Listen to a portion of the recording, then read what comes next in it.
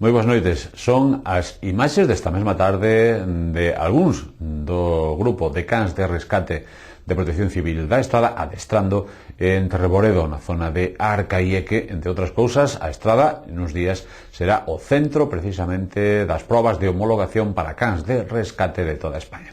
Despois lles contamos a noticia nun día marcado tamén no sindical con, alo menos, unha moi mala noticia, e é que se acepta o ERE da empresa de mobles de Figueroa de Arriba. Por certo, tamén decir que con discrepancias profundas dende a CIGA, que hoxe falaba en rolda de prensa, e tamén discrepancias importantes no Concello da Estrada en canto a ese catálogo de postos de traballo encargado á universidade que non convence, alo menos non convence a comisións obreiras. De todo, repito, falamos a partir de agora mesmo, pero antes en titulares e como cada día os principais argumentos dos que lles daremos conta nos vindeiros minutos de información.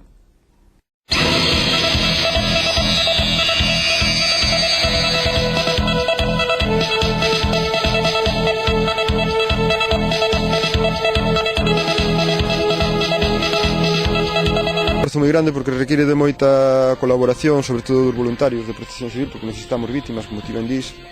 Date conta, pois, que ao mellor unha vítima no monte está tirada 3 horas e non pasa nada, pero ti imagínate debaixo dun escombro, 1 metro enterrada, entonces eso requiere dun esforzo grande.